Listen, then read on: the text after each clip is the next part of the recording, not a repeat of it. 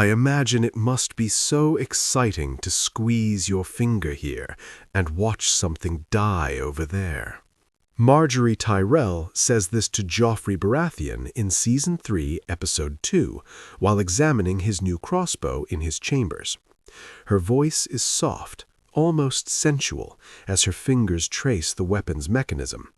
She's looking at the crossbow, but the words are clearly about something else entirely. Joffrey's eyes light up. He leans forward, excited. "Do you think you could kill something?" Margaery looks up at him through her lashes, a perfect blend of innocence and intrigue. "I don't know, Your Grace. Do you think I could?" "Would you like to watch me?" Joffrey asks eagerly. And just like that, Margaery has him. This scene is a masterclass in psychological manipulation. In less than 2 minutes, Margaery accomplishes what no one else in King's Landing has managed to do. She makes Joffrey Baratheon, the most sadistic and unstable king in Westerosi history, feel understood, validated, and eager to please her. She doesn't do it by being kind or gentle or trying to reform him. She doesn't appeal to his better nature. He doesn't have one. She doesn't try to control him through fear or authority like Tywin does, or through maternal indulgence like Cersei does. Instead, she does something far more sophisticated. She enters his twisted psychology, validates his darkest impulses, and makes herself the one person who truly gets him. This is not the bumbling seduction of a naive girl. This is calculated, brilliant, dangerous manipulation executed with surgical precision. And this scene, along with every interaction Margaery has with Joffrey, reveals exactly how she does it, and why her methods work when everyone else's fail. Part 1. Understanding the monster. Before we can appreciate Margaery's genius, we need to understand what she's working with. Joffrey Baratheon is not just cruel. He's a specific type of dangerous, a deeply insecure child who has been given absolute power with zero guidance on how to use it. His father, Robert, ignored him, mocked him, occasionally hit him when drunk. Robert never taught Joffrey how to be a man or a king. He just drank and whored, while Joffrey desperately tried to figure out why his own father seemed to hate him. His mother, Cersei, loved him obsessively, but spoiled him completely. She never said no, never set boundaries, never taught him consequences. She just told him he was perfect, special, destined for greatness, and anyone who disagreed was an enemy. His uncle Jaime was actually his father, but couldn't acknowledge it, couldn't guide him, couldn't be a real parent. So Joffrey learned that 1. Violence gets results. 2. Cruelty makes people obey. 3. Fear looks like respect. 4. Power means doing whatever you want without consequences. But underneath all the sadism is a terrified, confused boy who doesn't know how to be the king everyone says he is. And more importantly, Joffrey desperately wants someone to validate him. Not flatter him emptily, he gets that from courtiers. Not spoil him, he gets that from Cersei. But actually understand him and make him feel like his impulses are normal, even admirable. This is what Margaery sees, and this is what she exploits. Part 2. The crossbow scene. A master at work. Let's break down what Margaery actually does in this scene, because every word and gesture is calculated. Setting.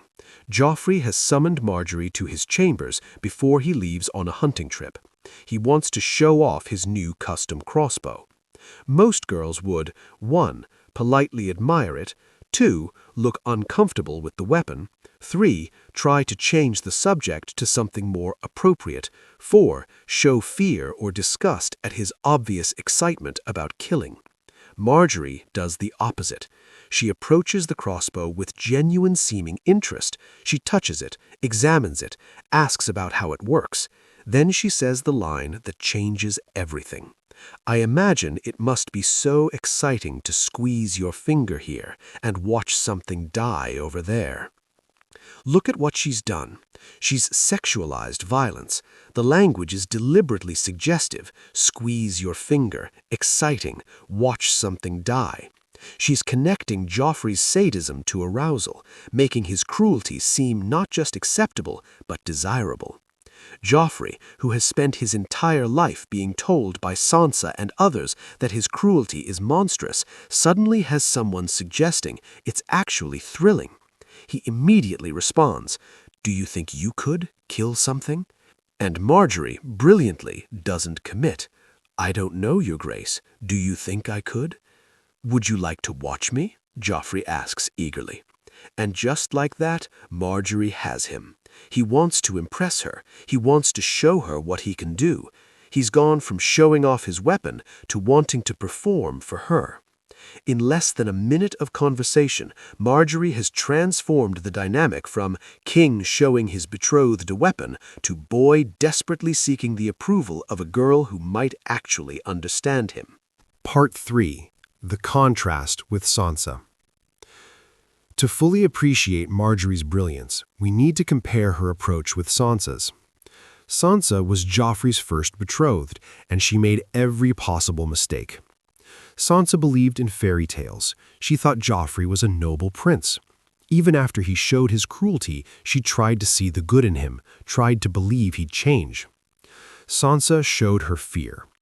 When Joffrey was cruel, Sansa cried. She trembled. She begged for mercy.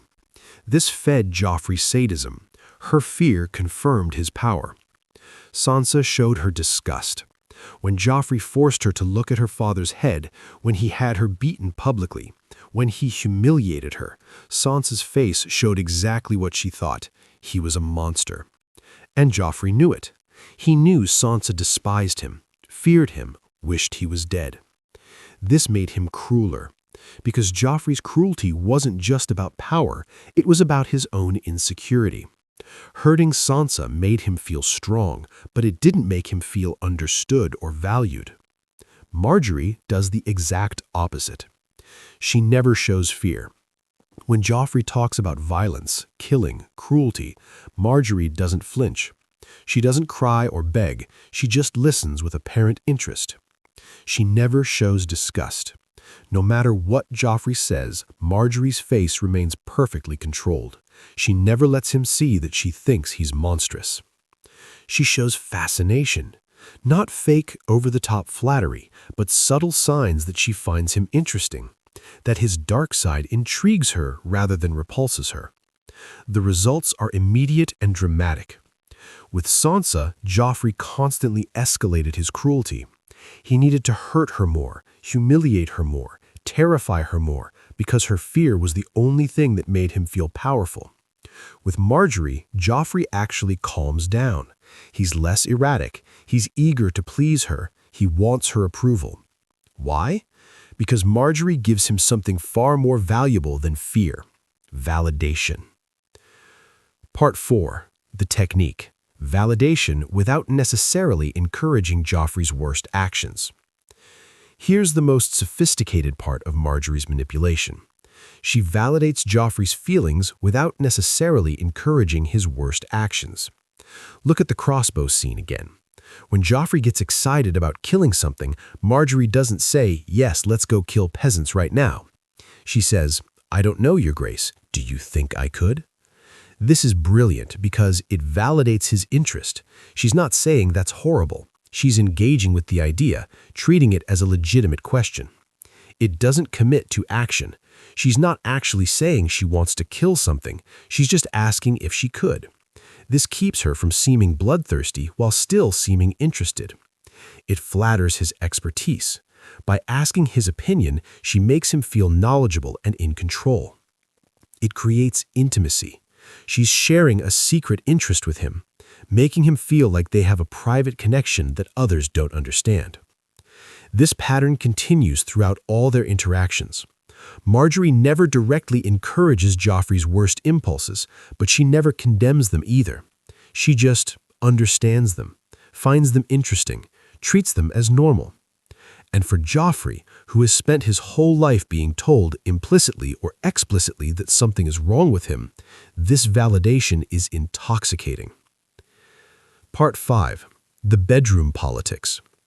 Another crucial scene happens in Season 3, Episode 4, when Margaery visits Joffrey in his chambers at night. Joffrey has been telling her about his family's history, specifically about the Targaryens buried in the Sept. He's been talking about Aegon the Conqueror and his sister wives. Joffrey, do you think the reason Aegon was so successful was because he had his 2 queens? Most girls would be horrified by this question. He's clearly thinking about polygamy, about having multiple wives like the Targaryens did. But Margaery doesn't recoil. She considers it. I think the reason Aegon was so successful was because he had dragons. She deflects gently with humor, without making Joffrey feel stupid for the question. Then Joffrey starts talking about Renly, about how Margaery's previous husband was a degenerate, how he had considered making homosexuality punishable by death. This is a trap. Joffrey is testing her. Will she defend her dead husband? Will she be offended? Will she show that she's not really on Joffrey's side? Margaery navigates it perfectly. She doesn't defend Renly. She doesn't argue with Joffrey's characterization, but she also doesn't pile on with her own condemnation. Instead, she redirects his attention to the crossbow. This is her standard technique. When Joffrey goes somewhere dangerous or unpleasant, she gently steers him towards something he's excited about, something that makes him feel powerful and validated. Then she does something extraordinary. As they're examining the crossbow, she starts moving closer to him, touching his arm, looking up at him with those carefully innocent eyes. She's creating physical intimacy while talking about violence. She's connecting his sadistic interests with sexual attraction. She's training him to associate her presence with feeling understood, powerful, and aroused. Joffrey is completely under her spell. Part 6. The Public Performance. Margaery doesn't just manipulate Joffrey in private. She does it in public, too, and she's brilliant at managing his image. In Season 3, Episode 3, there's a scene where Margaery and Joffrey are returning from the Sept in a guarded palanquin. They're traveling through King's Landing, and suddenly, Margaery orders the procession to stop. In Flea Bottom, the poorest, most dangerous part of the city. Joffrey is confused and alarmed. What are you doing? But Margaery steps out of the carriage and starts interacting with the small folk. She visits an orphanage. Her servants distribute bread and toys to children. The common people love her immediately. This serves multiple purposes. It makes her popular with the people, something Cersei never managed, something Joffrey doesn't understand how to do. It shows Joffrey a different kind of power, not fear-based, but love-based. The small folk adore Margaery. They would fight for her. This is a lesson in political strategy that Joffrey never learned from anyone else. It makes Joffrey look better by association. When the king's future wife is beloved by the people, the king benefits from that popularity. It demonstrates that Margaery has her own strength. She's not just a pretty face who validates his cruelty. She's politically savvy in ways he's not. Later that evening, Cersei criticizes Margaery for this stunt. She points out that it was dangerous, that the same streets recently attacked the royal party. And Joffrey defends Margaery. Read that again. Joffrey Baratheon defends someone against his mother's criticism. You're right, he tells Cersei. She's surpassed you in every way imaginable. This is devastating for Cersei, but it shows exactly how completely Margaery has won Joffrey over. He doesn't just tolerate her, he admires her. He's proud of her. He's willing to insult his own mother to defend her. Part 7. The Grandmother's Wisdom. What makes Margaery's manipulation even more impressive is that it's taught. In Season 3, Episode 3, Margaery and her grandmother, Olenna Tyrell, meet with Sansa to learn the truth about Joffrey. Sansa, after some hesitation, finally admits he's a monster. Olenna is not surprised. Ah, that's a pity. But notice what she doesn't say. She doesn't say, "We'll call off the wedding." She doesn't say, "We need to get rid of him." She doesn't even seem particularly concerned, because Olenna Tyrell has spent decades navigating powerful, difficult men, and she's taught Margaery how to do it too. The strategy is simple. You can't change monsters.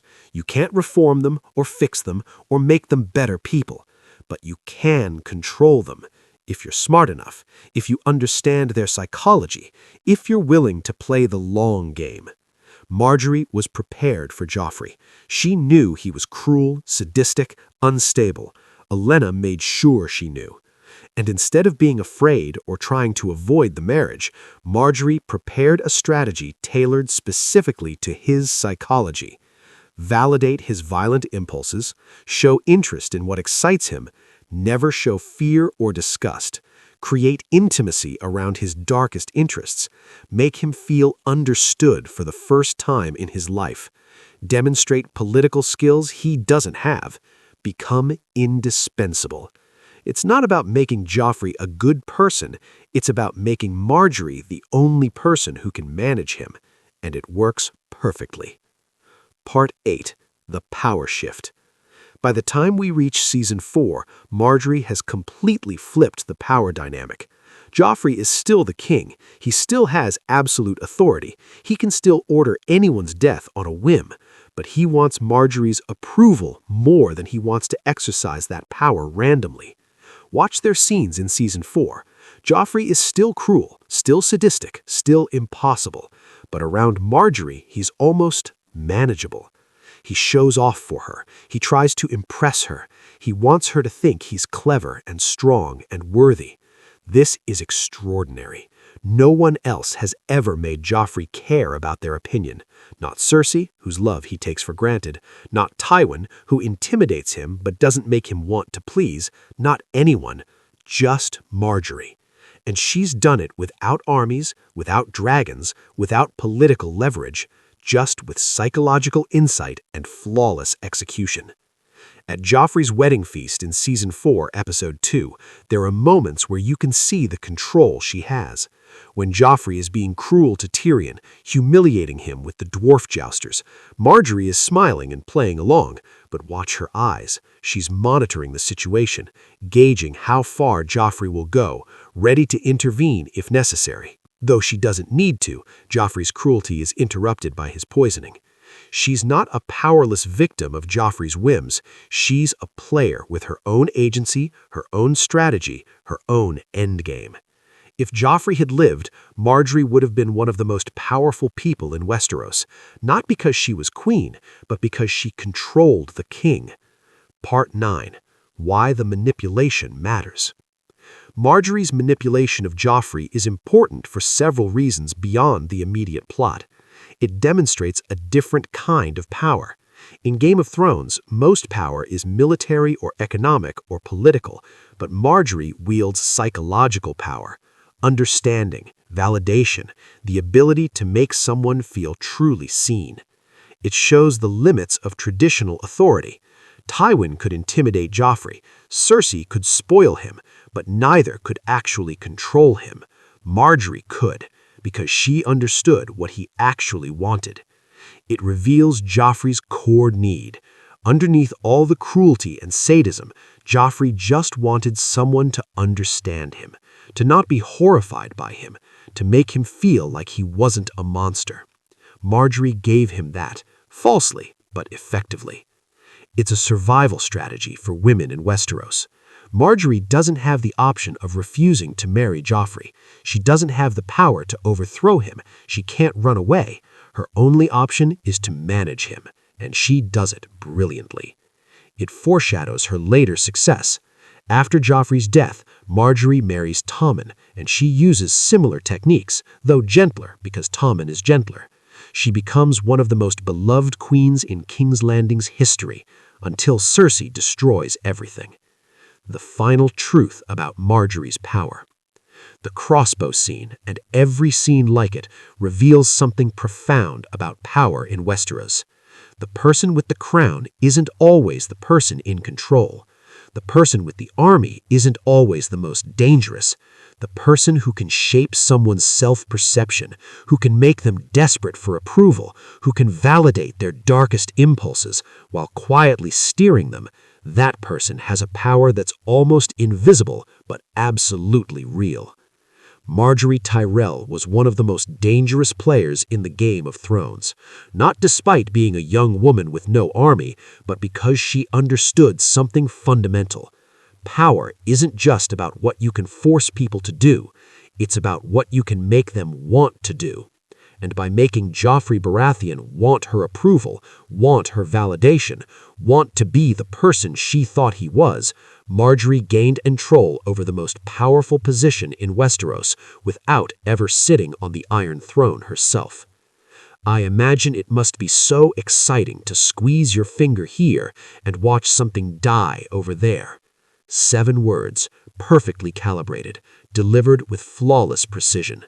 And with those words, Margaery Tyrell wrapped the King of Westeros around her finger. That's not seduction. That's mastery.